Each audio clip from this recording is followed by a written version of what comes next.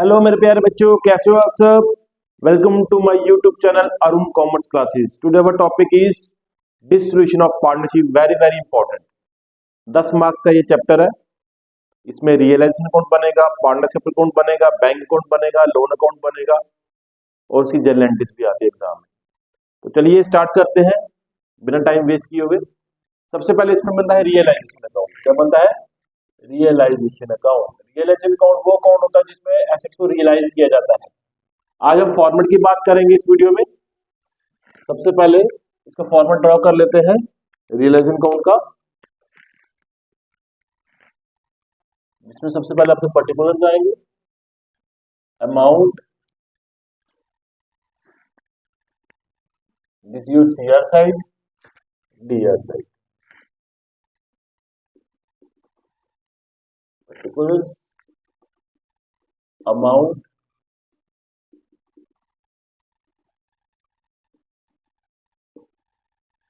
This is a nominal account. कौन सा account होता है? Nominal account. All expenses losses are debit, all expenses and losses are debit, all incomes and gains are credit। ठीक है जी।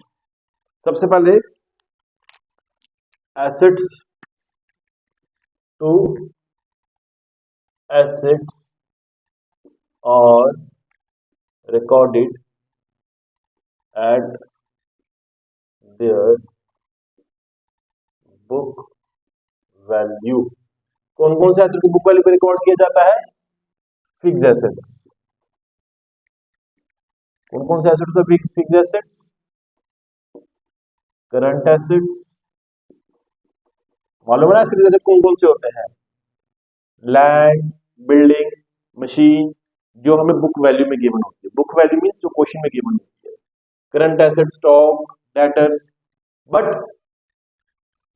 Accept हमने यहाँ पे कैश रिकॉर्ड नहीं करना, bank balance, fictitious assets record नहीं करने, और देन लोन बाय पार्ट यहाँ पे रिकॉर्ड नहीं करना। Assets are recorded at book value. Fixed assets, current assets, कौन कौन से एसेट रिकॉर्ड नहीं करने? ना कैश लेना है आपने, ना बैंक बैलेंस लेना है, ना फिक्टिशियस लेना है, ना लोन बाय पार्ट। यहां पे आएंगी बाय लायबिलिटीज और recorded at their book value। इसमें प्रोविजंस आएंगे, बैंक लोन आएगा, क्रेडिटर्स आएंगे, बैंक ओवरड्राफ्ट आएगा, ये बुक वैल्यू रिकॉर्ड। देन उसके बाद आता है आपका टू कैश अकाउंट। हम हेडिंग बना देंगे, कैश लिखो या बैंक अकाउंट लिखो, चॉइस आपकी है। यहाँ पे जो भी लाइबिलिटीज पे ऑफ की जाएंगी,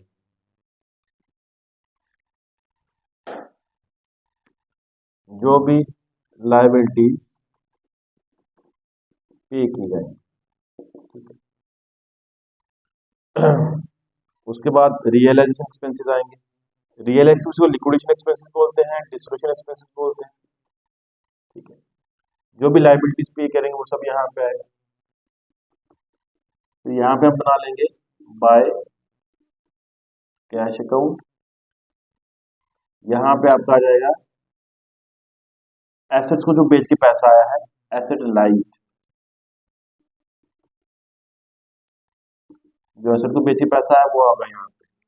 जो भी हम एसेट बेचेंगे, जो पैसा आएगा उसको हम यहाँ पे रिकॉर्ड करेंगे। जैसे स्टॉक रियलाइज किया, उसके बाद इन्वेस्टमेंट रियलाइज की, प्लांट रियलाइज किया, एक्सेट्रा। उसके बाद आपका आ जाएगा टू पार्टनर्स कैपिटल अकाउंट। अगर कोई पार्टनर लायबिलिटी ज्यूम करता है, मानकर चलिए फर्म डिसॉल्व होगी, तो एक पार्टनर कहता है कि मैं फर्म की लायबिलिटी पे ऑफ करूंगा, वो सब यहाँ पे रिकॉर्ड होगी। Liability assume bye partners, liabilities assume bye partner, ठीक है। देन यहाँ पे आपका आ जाएगा bye partners capital account, asset taken over,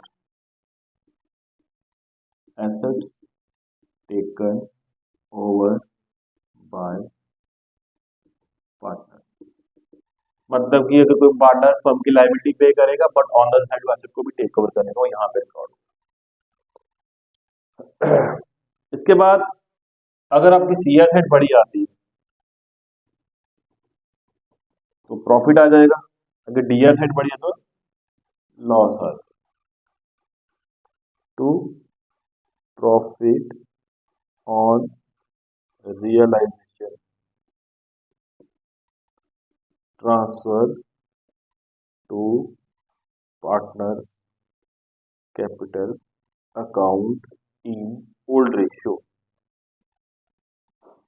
अगर लॉस होगा तो by loss on realisation transfer to partners capital account in old ratio. Okay जी, this is the format of realisation account. Realisation account सिर्फ एक ही बार बनाया जाता है जब फर्म डिसोल्यूट होती है।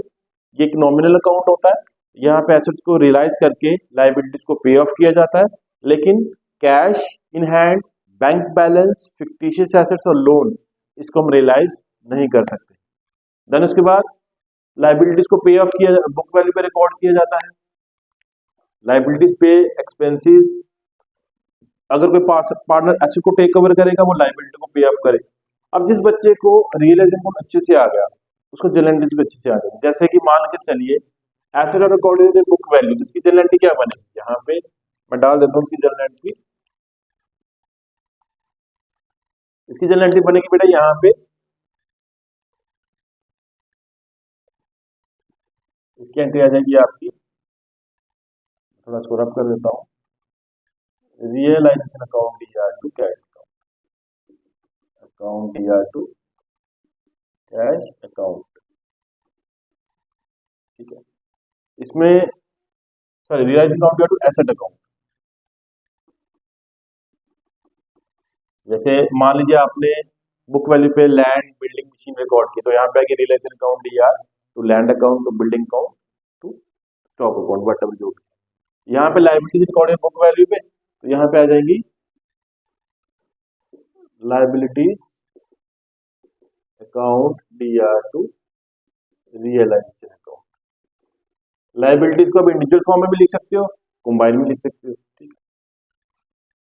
उसके बाद आपने एक्सपेंसेस पे किए हैं, लायबिलिटीज पे की, तो उसकी एंट्री आएगी रियलाइजेशन अकाउंट डीआर टू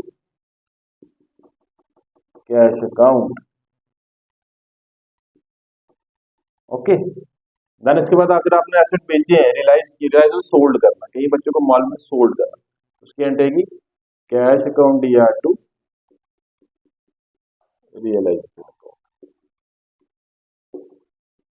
ठीक है। ये से आपकी जनरल एंट्री। देन उसके बाद लायबिलिटीज अगर पार्टनर अज्यूम कर लेता है, यहाँ पे आता है रियलाइजेशन अकाउंट डीआर टू, मान लीजिए ए ने अज्यूम की, ए इज कैपिटल अकाउंट, ठीक है। अगर यहाँ पे किसी पार्टनर ने एसेट को टेक ओवर किया है, मान लीजिए वाई ने किया है, Y is capital account DR to realisation account, ठीक है। लॉस होगा तो कैसे बांटेंगे बेटा लॉस, मान लो एक्स कैपिटल अकाउंट डीआर, तीन partners X Y Z, Y is capital account DR, Z is capital account DR to realisation account, ठीक है जी, एज पर द रेशियो जो भी गिवन हो। अगर प्रॉफिट होगा तो ये रिवर्स हो जाएगा, यहाँ पे आ जाएगा realisation account DR to partners capital account in old ratio. तो ये थी इसकी जर्नल एंट्रीज और format of realisation account. Next video में हम इसके प्रैक्टिकल क्वेश्चन डिस्कस करेंगे with journal entry. And thank you for watching this.